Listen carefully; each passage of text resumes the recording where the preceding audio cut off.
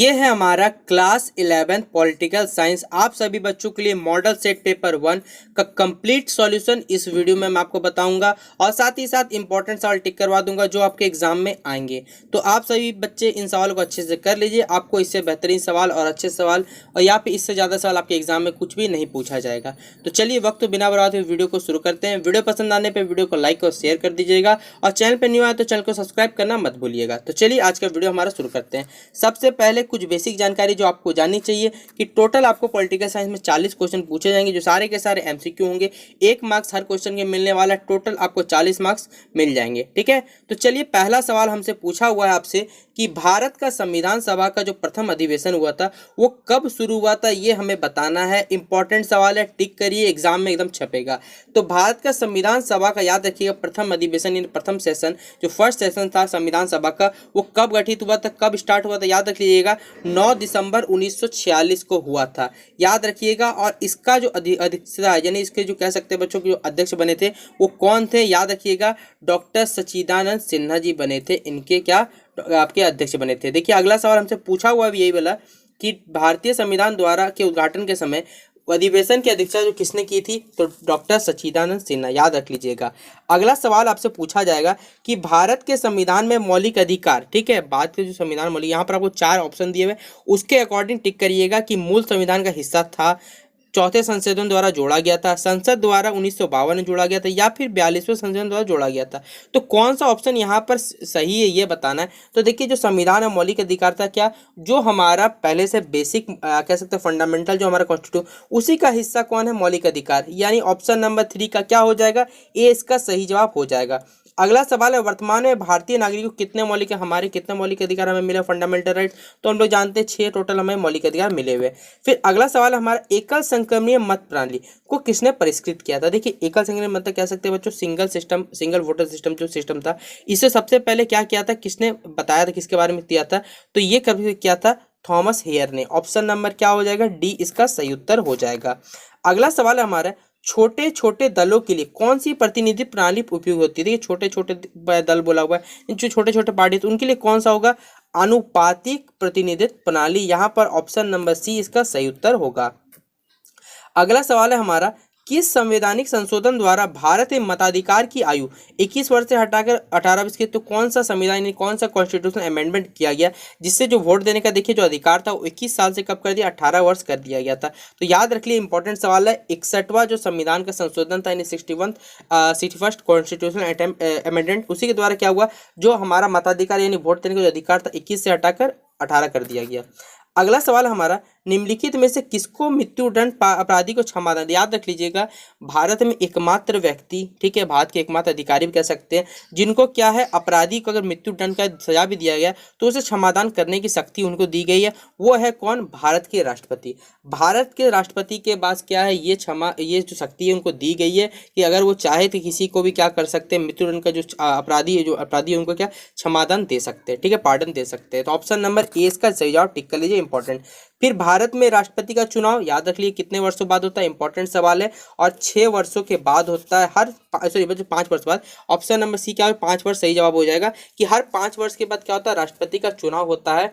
और एक बात याद रखिएगा कि जो चुनाव होता है वो अप्रत्यक्ष रूप से होता है, ठीक है, हम लोग इसमें जो लोग होते हैं वो पार्टी जितने भी विधानसभा हो गए, ये विधानसभा हो गया, ठीक है, ये सारे के सारे क्या करते हैं लोग इसमें पार्टिसिपेट करते हैं। और याद रखिएगा एक बात और कि राष्ट्रपति का जो पद है वो 6 महीने से अतिरिक्त खाली नहीं रहना चाहिए, 6 महीने तक किसी भी हालत में राष्ट्रपति का जो पद है उसे भरना ही पड़ेगा, चाहे देश में आपातकाल लग जाए, चाहे कोविड है, चाहे कुछ भी, वो भरना पड़ेगा, ये कंपलसरी है, हमारे संविधान में ये बताया हुआ है। तो 9th का सी सही जवाब टिक कर लीजिएगा। अगला है हमारा राज्यपाल। देखिए राज्यपाल किसके प्रति उत्तरदायित्व होता है, याद रख लीजिएगा ये सवाल भी राज्यपति के। राज्यपाल किसको अगर कुछ भी डायरेक्ट रिस्पॉन्सिबल होगा तो वो किसको, राष्ट्रपति, हमारे देश के जो राष्ट्रपति रहेंगे उनको वो रिस्पॉन्सिबल करेगा। फिर भारत का राष्ट्रपति बनने के लिए न्यूनतम आयु, याद रख लीजिए ये सवाल इंपॉर्टेंट है, आपको कितनी उम्र चाहिए, याद रखिए 25। ऑप्शन नंबर क्या होना चाहिए, बी इसका सही जवाब होना चाहिए। अगला सवाल टिक करिएगा आप लोग कि राज्यसभा को भंग करने का अधिकार किसने दिया। तो देखिए राज्यसभा को भंग करने का अधिकार सिर्फ किसे प्राप्त है, याद रखिए ये भी किसको है, किसी को क्या होगा प्राप्त होगा नहीं। ऑप्शन नंबर क्या हो जाएगा, डी इसका सही जवाब, लोकसभा का है। लेकिन भारत में लोकसभा का अध्यक्ष कौन होता है, यानी स्पीकर जिसे कहा जाता है, उसे क्या किया जाता है, सीधा बात है, जो लोकसभा का स्पीकर होता है वो क्या होता है, निर्वाचित किया जाता है। जो पार्टी रहते हैं वही लोग क्या करते हैं, एक अपना स्पीकर चुन लेते हैं। तो निर्वाचित क्या, ऑप्शन नंबर क्या हो जाएगा, ऑप्शन नंबर बच्चों चयनित किया जाता है, इसे हिंदी में कहा जाता है चयनित किया जाता है। 13 का बी टिक कर लीजिएगा, सही जवाब। अगला है बच्चों विधानसभा की गणपूर्ति। देखिए यानी इसे इंग्लिश में कहा था कोरम कहा जाता है, कि विधानसभा की जो गणपूर्ति होती है उसमें कुल संख्या का टोटल कितना हिस्सा चाहिए। तो ये भी इंपॉर्टेंट सवाल है, 1/10, ऐसे कुल संख्या का 1/10 चाहिए कोरम की पूर्ति के लिए। अगला सवाल है हमारा 15वां नंबर, कि कितनी राज्य, ठीक है, कितने किसी राज्य विधानसभा के सदस्यों की, किसी भी राज्य में विधानसभा की न्यूनतम संख्या कम से कम कितना संख्या होना चाहिए हमें बताना है। तो याद रख लीजिएगा 60, ऑप्शन नंबर सी क्या हो जाएगा, सही जवाब। अगला सवाल है हमारा 16वां नंबर, कि राज्य सरकार को कानूनी मामलों में सलाह देने के लिए, राज्य सरकार को कानूनी सलाह कौन देगा, सीधा किस कौन दे सकता है, तो कौन देगा, हमारा महाअधिवक्ता देगा, ठीक है। ऑप्शन नंबर क्या हो जाएगा, सी इसका सही जवाब। अगला देखिए इतना हार्ड सवाल बोला हुआ है, झारखंड उच्च न्यायालय, बताइए आपने देखा भी होगा, कहाँ है ये हमारा, रांची में। तो ऑप्शन नंबर क्या हो जाएगा, 20 का सही जवाब है। फिर अगला सवाल है, भारत में न्यायिक पुनर्रक्षण की शक्ति का प्रयोग, देखिए न्यायिक पुनर्रक्षण का शक्ति का प्रयोग कौन करता है, तो सिर्फ एक ही के पास से हम लोग जानते हैं, सर्वोच्च न्यायालय और हमारा उच्च न्यायालय। क्या कर सकता है, इस पर कमेटी बैठा सकता है, जांच कर सकता है। तो 18 का सी टिक करिए, सही जवाब। अगला सवाल हमारा, किसने कहा था कि भारतीय सम्मान के अर्थ संघात्मक है, ठीक है, अर्थ संघात्मक किसने कहा, ये स्टेटमेंट किसके द्वारा दिया हुआ था, याद रख लीजिएगा, ये दिया था केसी वियर के द्वारा दिया होता है, वियर। ऑप्शन नंबर क्या है, डी इसका सही जवाब होगा। अगला सवाल है समवर्ती सूची, यानी जो हमारा कंकरेंट लिस्ट, अगर आपने पढ़ा होगा 3 सूची होती है, एक स्टेट लिस्ट, एक सेंट्रल लिस्ट, एक बच्चों हमारे क्या था कंकरेंट लिस्ट, जिसमें दोनों राज्य सरकार प्लस केंद्र सरकार दोनों मिलकर अपने विषय रखते हैं, किस पे किसको काम करना है। तो देखिए 20 के बच्चों किसमें, इसमें कितने विषय रखे हुए, तो याद रख लीजिए टोटल 47 यहाँ विषय रखे हुए, जिसपे दोनों मिलकर काम करते हैं। अगला सवाल हमारा, स्थानीय स्वशासन की सर्वोत्तम व्याख्या यह की जा सकती है, वह एक उदाहरण, ये किसका उदाहरण, संघवाद का, लोकतांत्रिक विकेंद्रीकरण का, प्रकाशी प्रयोजन या फिर प्रत्यक्ष लोक, तो किसका है ये बच्चों, ऑप्शन नंबर भी लोकतांत्रिक विकेंद्रीकरण, ठीक है। अगला सवाल है ग्राम पंचायत, देखिए ग्राम पंचायत की जो बच्चों आय होता है वो कहाँ से मिलता है हमें बताना है। तो सीधा बात है, जो टैक्स आता है गांव के आसपास, जो मेला या फिर बाजार जो भी टैक्स लगता है, वहां से क्या होता है बच्चों, जो गांव में टैक्स आता है उससे क्या होता है, ग्राम पंचायत जो अधिकारी उनको पैसा दिया जाता है। तो 22 का बी। फिर अगला है, भारतीय संविधान भारत को वर्णित करता है, क्या वर्णित करता है ये हमें बताना। तो हम लोग पहले क्वेश्चन पढ़े हैं कि भारत क्या है, कि राज्यों का संघ है। अगर आपने भाग 1 पढ़ा होगा तो पता होगा कि भारत के राज्यों का संघ, ये बताया हुआ है कि राज्य मिलकर क्या बने बच्चों, भारत का निर्माण हुआ। 23 का क्या टिक कर लीजिएगा, डी सही जवाब। अगला है भारतीय संविधान को संशोधन प्रक्रिया, देखिए भारतीय संविधान में जो भी अमेंडमेंट ने संशोधन किया जाता है वो कैसा होता है हमें ये बताना। तो देखिए दोनों ही है, सरल भी होता है, इजी भी, डिपेंड करता है बच्चों कंडीशन पे क्या हम संशोधन करना चाहते हैं, इसलिए ऑप्शन नंबर डी क्या हो जाएगा, सही जवाब हो जाएगा। अगला हमारा 25वां नंबर सवाल है, किनका कथन है कि यदि समय के साथ संविधान नहीं बदलता तो क्रांति, देखिए क्योंकि संविधान को भी क्या समय के अकॉर्डिंग बदलना ही पड़ेगा, ठीक है, ये नहीं तो क्रांति। ये कथन जो है किसके अकॉर्डिंग दिया हुआ है, तो ये दिया हुआ लॉर्ड टीवी मैकाले के द्वारा, मोस्टली बच्चों नाम याद रखिए, मैकाले, लॉर्ड मैकाले के द्वारा ये जो कथन है दिया गया है। फिर हॉब्स को हम लोग किस रूप से जाना जाता है, तो देखिए हॉब्स क्या एक नाम है, ठीक है, ये किस नाम से फेमस है, राजनीति दार्शनिक जो फेमस है, ठीक है। अगला इंपॉर्टेंट सवाल है हिंद स्वराज, बताइए आपने किसने लिखा था। तो आपको मालूम होगा ये सवाल देता हूँ सभी बच्चों में, महात्मा गांधी ने क्या लिखा है, ये बुक लिखा है। 27 का बी।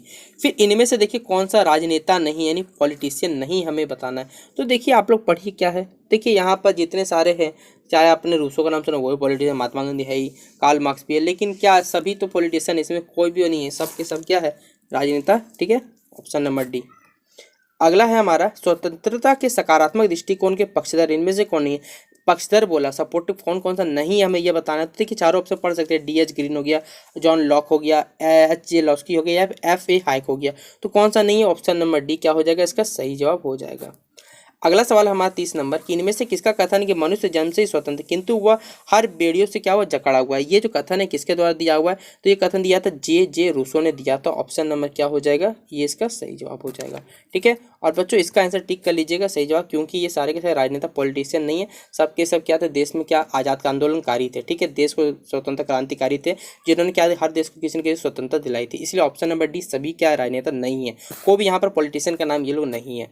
अगला सवाल है हमारा 31 नंबर, कि नारीवाद के अनुसार स्त्री पुरुष असमानता का, देखिए स्त्री पुरुष असमानता सबसे बड़ा कारक क्या होता है, ये हम लोग जानते हैं कि क्या होता है, पितृ, क्योंकि भारत एक क्या है, पितृसत्ता समाज है, क्योंकि यहाँ पर कह सकते हैं मेल डोमिनेंट क्या है, यानी मेल डोमिनेंस क्या है ज़्यादा है। यहाँ पर आप किसी घर में भारत में देखिएगा तो जो मेल अथॉरिटी थे उनके पास एज जितने भी सरकार के आ जाता है सब समान, लेकिन ऐसा नहीं है, मोस्टली देखा जाता है कि मेल अथॉरिटी मेल का डोमिनेंस वो ज़्यादा रहता है। 31 का क्या टिक करिएगा, बी सही जवाब है। अगला सवाल हमारा 20वीं शताब्दी के किस एक महानतम व्यक्ति की आत्मकथा का शीर्षक लॉन्ग वॉक टू फ्रीडम। देखिए लॉन्ग वॉक टू फ्रीडम आपको मालूम होगा किसकी कहानी, ये नेल्सन मंडेला कहानी है। अगर आपने क्लास 10th में एक चैप्टर पढ़ा होगा, सेकंड चैप्टर है ये, ठीक है, long walk to freedom, Nelson Mandela की कहानी पे बताया हुआ है वहाँ पर कि उन्होंने किस प्रकार की कर कष्ट करके क्या किया था, first black president of south Africa, ठीक है। अगला सवाल हमारा सामाजिक न्याय। देखिए सामाजिक न्याय का क्या तात्पर्य होता है हमें ये बताना है। तो सामाजिक क्या, सभी को समान राजनीतिक अधिकार, क्या ये बात सही है? सभी को समान आर्थिक अधिकार, ये भी क्या बात सही है? यहाँ पे सभी को धार्मिक, ये क्या तीनों ही कथन सही है? या फिर ऑप्शन नंबर डी भेदभाव जाति रंग धर्म, ठीक है, जितने सारे इन्हीं पर सबको क्या विशेष अधिकार प्राप्त है, यही क्या है बच्चों समाज का विशेष अधिकार, मतलब क्या होता है सामाजिक न्याय का सही अर्थ होता है। फिर अगला सवाल हमारा 34 number, a theory of justice जो नामक पुस्तक है ये किसने लिखी, तो हमें ये बताना। तो याद रखिएगा जॉन रॉल्स ने ये पुस्तक लिखी है। 34 का ए सही जवाब टिक करिएगा। फिर बच्चों जस्टिस शब्द लैटिन शब्द के जस्ट वर्ड से बना हुआ, लेकिन इसका वर्ड जो होता है मतलब क्या होता है, तो इसका मतलब होता है बच्चों कोई चीज़ को बांध देना या फिर इसको बंधन में डालना। तो ऑप्शन नंबर 35 का सी सही जवाब टिक कर लीजिएगा। अगला सही जवाब, अगला क्वेश्चन है बच्चों हमारा कि अधिकारहीन मतलब सीधा बात को पावर नहीं, उसके व्यक्ति की स्थिति कैसी होती है ये बताना है। तो कैसा हो, सीधा बात वो खुद के गुलाम पाएगा अपने, क्योंकि उसके पास कोई भी पावर नहीं है। अगला सवाल है इनमें से कौन प्राकृतिक अधिकारियों के सिद्धांतों का समर्थक यानी सपोर्टिव बताना है। चार ऑप्शन आपको दिए, बता देखिए इनमें से कौन सा है ये हमें बताना है, ठीक है। तो जॉन लॉक क्या है, प्राकृतिक अधिकारियों के सिद्धांतों के समर्थक थे। फिर अगला सवाल हमारा एक आपको दिया हुआ है, कथन दिया हुआ है कि भगवान ने सभी को जन्म स्वतंत्रता एवं समान बनाया। ये जो कथन है अधिकारों किस सिद्धांत पर लागू होता है ये हम बता दें कि आपको यहाँ पर दिए हुए हैं चार ऑप्शन दिए, तो किस पे लागू होता है हमें ये बताना है। तो क्या हो जाएगा, प्राकृतिक सिद्धांत, क्योंकि ये नेचुरल मिला हुआ हमें, ठीक है।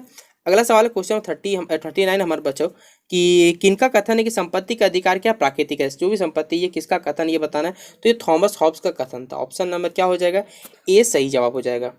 और बच्चों हमारा 40वां नंबर क्वेश्चन है कि भारत में कौन सी नागरिकता, बताइए भारत में क्या चलता है, दोहरी नागरिकता, एकल नागरिकता, क्या सिस्टम चलता है। तो इस सवाल का जवाब आप लोग बताइए कमेंट में, क्या नहीं आएगा तो मैं आपको कमेंट में लिख दूंगा, आप लोग हाईलाइट कर दूंगा, आप लोग देख लीजिएगा, ठीक है।